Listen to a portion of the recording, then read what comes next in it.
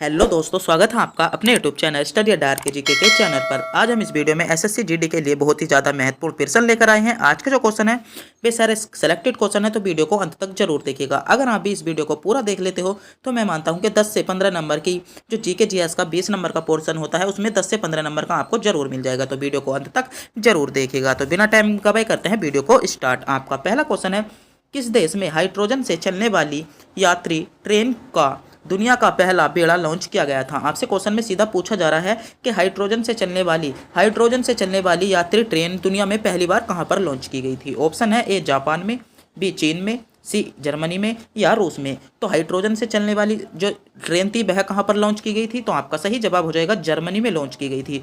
तो विकल्प सी आपका सही जवाब हो जाता है। आज के जो 40 क्वेश्चन है वे बहुत ही ज़्यादा महत्वपूर्ण क्वेश्चन होने वाले हैं एसएससी जीडी के हिसाब से, तो वीडियो को अंत तक जरूर देखिएगा।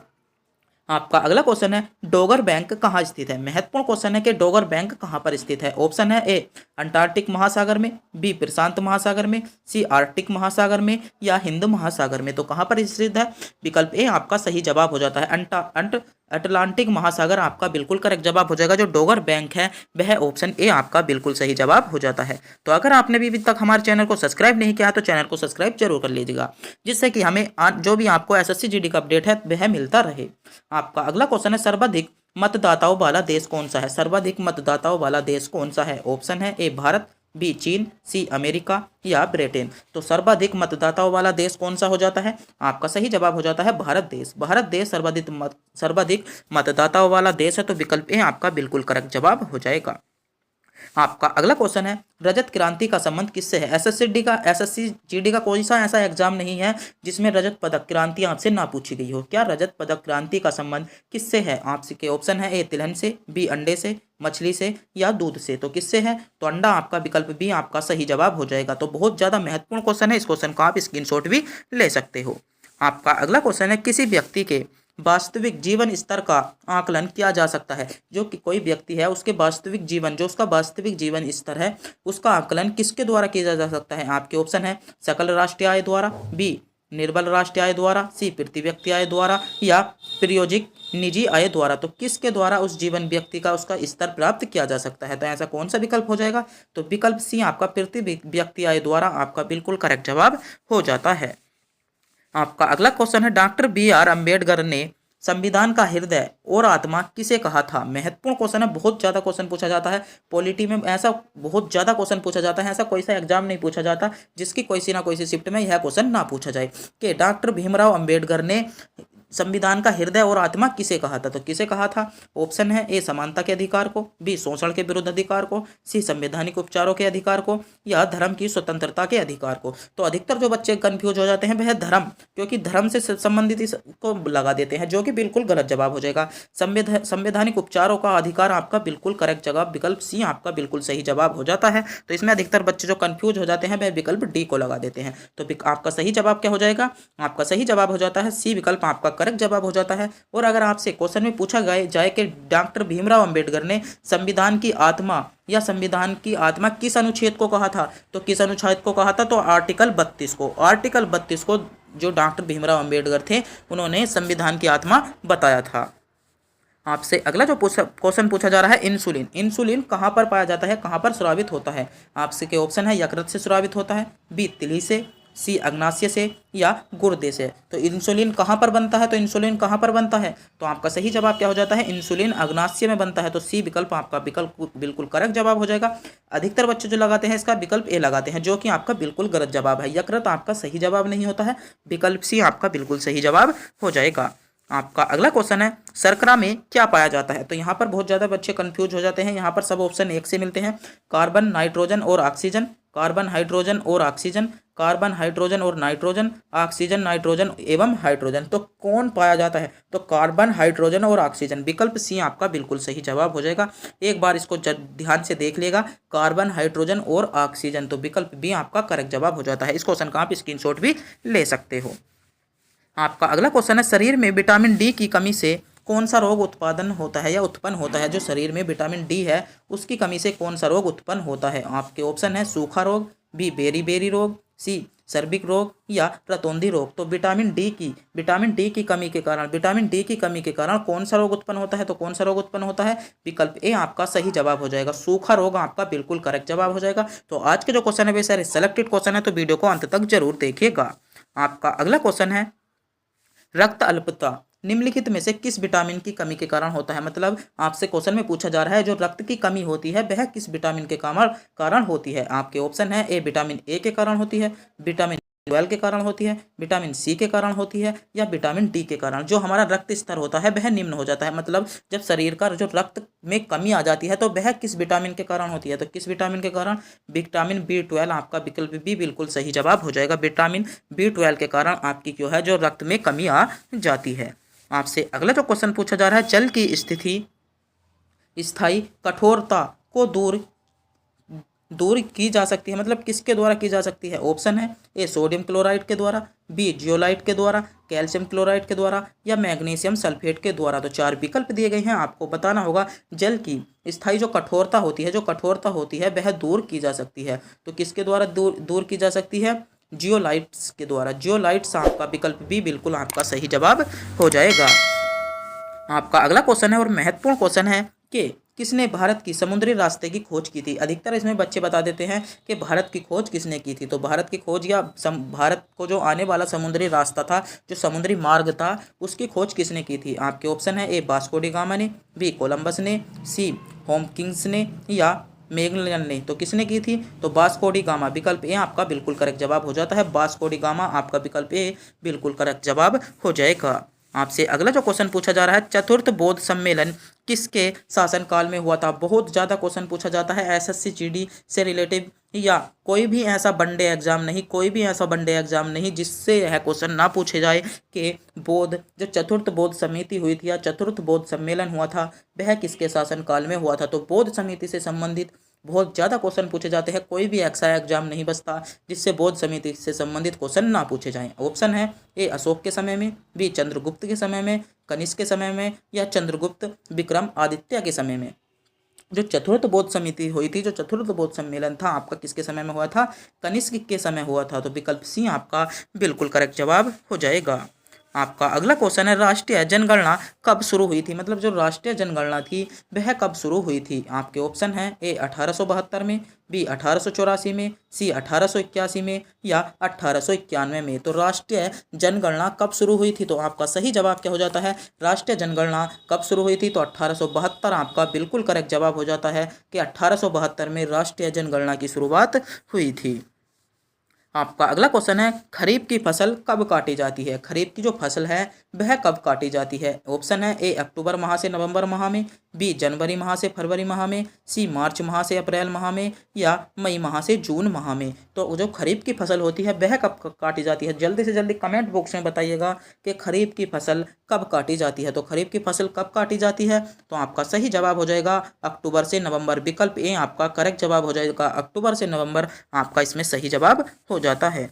आपका अगला क्वेश्चन है, चंद्रमा पृथ्वी का एक चक्कर कितने दिन में लगाता है? चंद्रमा पृथ्वी का एक चक्कर कितने दिन में लगाता है? ऑप्शन है, ए 28 दिन में, बी 30 दिन में, 29 दिन में, या 31 दिन में। तो कितने दिन में चंद्रमा पृथ्वी का एक चक्कर लगा लेता है? तो विकल्प ए आपका करेक्ट जवाब हो जाएगा 28 दिन में। 28 दिन में जो चंद्रमा है वह पृथ्वी का एक चक्कर को पूर्ण कर लेता है। तो आपका सही जवाब क्या हो जाएगा? विकल्प ए आपका बिल्कुल करेक्ट जवाब हो जाता है। आपका अगला क्वेश्चन है, सम्राट अशोक किस वंश से संबंधित थे? जो सम्राट अशोक थे वह किस वंश से संबंधित थे? आपके ऑप्शन है, ए मौर्य वंश से, बी गुप्त वंश से, सी नंद वंश से, या शुंग वंश से। जो सम्राट अशोक थे वह किस वंश से संबंधित थे? तो सम्राट अशोक किस वंश से संबंधित थे? तो आपका सही जवाब हो जाता है मौर्य वंश से। मौर्य वंश विकल्प ए आपका बिल्कुल सही जवाब हो जाएगा। आपका अगला क्वेश्चन है, जब किसी धातु को गर्म किया जाता है तो उसका घनत्व, जब हम किसी जो आपकी वस्तु जो धातु होती हैं उसको गर्म करते हैं तो उसके घनत्व पर क्या प्रभाव पड़ता है? ऑप्शन है, ए बढ़ जाता है, कोई अंतर नहीं आता, कम हो जाता है, या इनमें से कोई नहीं। तो जब हम किसी वस्तु को गर्म करते हैं तो उसका घनत्व क्या हो जाता है? उसका घनत्व कम हो जाता है। तो विकल्प सी आपका बिल्कुल करेक्ट जवाब हो जाएगा। जब हम किस वस्तु को गर्म करेंगे तो उसका विकल्प क्या हो जाता है? उसका घनत्व कम हो जाता है। तो विकल्प सी आपका बिल्कुल सही जवाब हो जाएगा। आपका अगला क्वेश्चन है, तत्काल शक्ति के लिए तत्काल शक्ति के लिए खिलाड़ी किसका उपयोग करते हैं? जो तत्काल शक्ति होती है मतलब तुरंत शक्ति पाने के लिए या तुरंत ऊर्जा पाने के लिए खिलाड़ी किसका प्रयोग करते हैं? ऑप्शन है ए सुक्रोज का, बी विटामिन सी का, सी नमक का या दूध का। तो किसका प्रयोग करते हैं? अधिकतर जो बच्चे लगाते हैं यहाँ पर क्या लगा देते हैं? अधिकतर जो बच्चे लगा देते हैं यहाँ पर दूध लगा देते हैं कि दूध का सेवन करते हैं। क्या आपने कोई खिलाड़ी दूध पीते हुए देखा है? तो इसमें क्या हो जाएगा? सुक्रोज। सुक्रोज आपका विकल्प ए बिल्कुल सही जवाब हो जाता है। आपका अगला क्वेश्चन है, चालुक्य शासक पुलकेशिन द्वितीय ने किसे हराया था? बहुत ज़्यादा महत्वपूर्ण क्वेश्चन है, बहुत ज़्यादा क्वेश्चन पूछा जाते हैं सभी वनडे एग्जाम के लिए, बहुत ज़्यादा महत्वपूर्ण क्वेश्चन होने वाला है। ऑप्शन है ए समुद्रगुप्त को हराया था, बी चंद्रगुप्त द्वितीय को हराया था, सी हर्षवर्धन को हराया था या धर्मपाल को हराया था। तो पुलकेशिन द्वितीय ने किसे हराया था? तो किसे हराया था? हर्षवर्धन। विकल्प सी आपका बिल्कुल करेक्ट जवाब हो जाएगा। क्या? हर्षवर्धन आपका सही जवाब हो जाता है। आपका अगला क्वेश्चन है, राइडर कप का संबंध किस खेल से है? बहुत ज़्यादा महत्वपूर्ण क्वेश्चन है। राइडर कप, राइडर कप का संबंध किससे है? आपके ऑप्शन है ए फुटबॉल से, बी गोल्फ से, सी बैडमिंटन या क्रिकेट। तो राइडर कप का संबंध किससे है? गोल्फ। विकल्प बी आपका गोल्फ विकल्प बी आपका सही जवाब हो जाता है। आपका अगला क्वेश्चन है, भारत के संविधान में संघ शब्द का प्रयोग किस अनुच्छेद में किया गया? जो भारतीय संविधान है, जो भारत का संविधान है, उसमें संघ का शब्द का जो प्रयोग किया गया है वह किस अनुच्छेद में किया गया है? अनुच्छेद 1 में, अनुच्छेद 24, अनुच्छेद 13 या अनुच्छेद 112। तो किसमें संघ शब्द का प्रयोग किया गया है? तो किसमें किया गया है? ऑप्शन ए विकल्प ए आपका करेक्ट जवाब हो जाएगा। संघ शब्द का प्रयोग किसमें किया गया है? अनुच्छेद 1 में किया गया है, अनुच्छेद 24 में। अनुच्छेद 24 में यह कहा गया है कि जो 14 वर्ष से कम के बच्चे हैं उनसे कारखानों में काम नहीं कराया जाएगा। और इसमें क्या है? इसमें आपका अल्पसंख्यक, इसमें यह नियम है कि संसद किसी भी ऐसे नियम नहीं बना सकती संसद जिससे कि आपका जो संविधान में नियम है उनका उल्लंघन हो। तो संसद किसी भी ऐसे नियम को नहीं बना सकती है और आपातकाल की स्थिति आपकी 112 आर्टिकल में दी गई है। आपका अगला क्वेश्चन है, आयकर दिवस कब बनाया जाता है? बहुत ज़्यादा महत्वपूर्ण क्वेश्चन है। आयकर दिवस कब बनाया जाता है? ऑप्शन है ए 14 जुलाई को, 24 जुलाई को, सी 25 जुलाई को, 24 अगस्त को या 24 सितंबर को। तो आयकर दिवस कब बनाया जाता है? तो आयकर दिवस कब बनाया जाता है? विकल्प ए आपका करेक्ट जवाब हो जाएगा। 24 जुलाई को, 24 जुलाई को आयकर दिवस बनाया जाता है। आपका अगला क्वेश्चन है, Dada Saheb international film festival award 2022 में किस बेस्ट फिल्म का अवार्ड प्रदान किया गया था? तो किसको प्रदान किया गया था? ऑप्शन है ए सनी पर मंगल महारी, बी शेरशाह, सी कागज या जय भीम। तो किस पर किया गया था? तो शेरशाह मूवी, आपकी शेरशाह मूवी विकल्प भी आपका बिल्कुल सही जवाब हो जाएगा। आपका अगला क्वेश्चन है, किस राज्य के मुख्यमंत्री ने 7 नए जिले बनाने की घोषणा की है? बहुत ज़्यादा क्वेश्चन पूछा जाता है, बहुत ज़्यादा वनडे एग्जाम के लिए, एसएससी जीडी के लिए बहुत इंपॉर्टेंट क्वेश्चन होने वाला है कि किस राज्य के मुख्यमंत्री ने 7 नए जिले बनाने की घोषणा की है? ऑप्शन है ए हरियाणा, बी राजस्थान, तमिलनाडु या पश्चिम बंगाल। तो किस राज्य के मुख्यमंत्री ने 7 नए जिले बनाने की घोषणा की है? तो पश्चिम बंगाल। विकल्प डी आपका करेक्ट जवाब हो जाएगा। पश्चिम बंगाल राज्य ने 7 नए जिले बनाने की घोषणा की है। आपका अगला क्वेश्चन है, भारतीय संविधान में राष्ट्रपति के चुनाव की प्रणाली किस देश से ली गई है? बहुत ज़्यादा महत्वपूर्ण क्वेश्चन है, पॉलिटी का बहुत महत्वपूर्ण क्वेश्चन है कि जो राष्ट्रपति का चुनाव होता है एकल पद्धति के द्वारा, वह किस देश से ली गई है? ऑप्शन है ए ब्रिटेन से, बी संयुक्त राज्य अमेरिका से, सी आयरलैंड से या ऑस्ट्रेलिया से। तो भारतीय संविधान में जो राष्ट्रपति चुनाव की प्रणाली है वह कहाँ से ली गई है? तो आयरलैंड। आपका विकल्प सी आपका बिल्कुल सही जवाब हो जाएगा।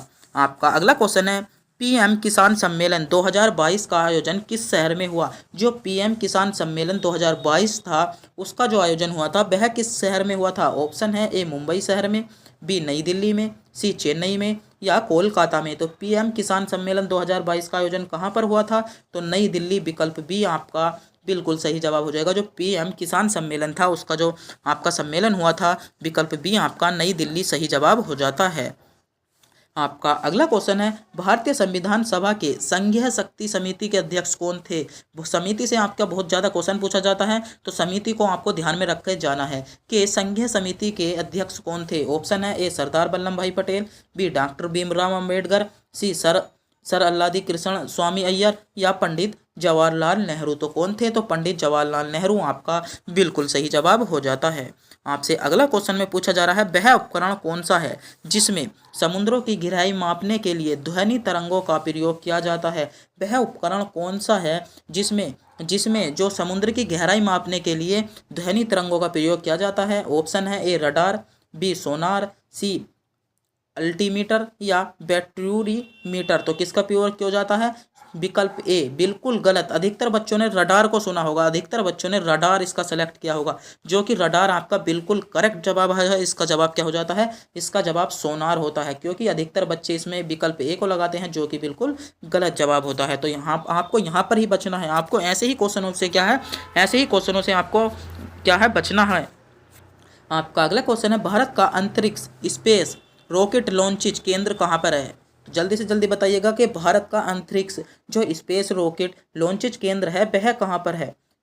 तो आपको इसका क्वेश्चन का जवाब कमेंट बॉक्स में बताना होगा कि भारत का जो अंतरिक्ष जहाँ से चंद्रयान 3 उड़ा था वही है। तो आपको बताना होगा कि चंद्रयान 3 कहाँ से उड़ाया गया था, चंद्रयान 3 कहाँ से उड़ाया गया था, आपको यह भी बताना होगा। और आपको बताना होगा कि भारत का अंतरिक्ष स्पेस जो रॉकेट लॉन्च रॉकेट जहाँ से लॉन्च होते हैं वह केंद्र कहाँ पर है।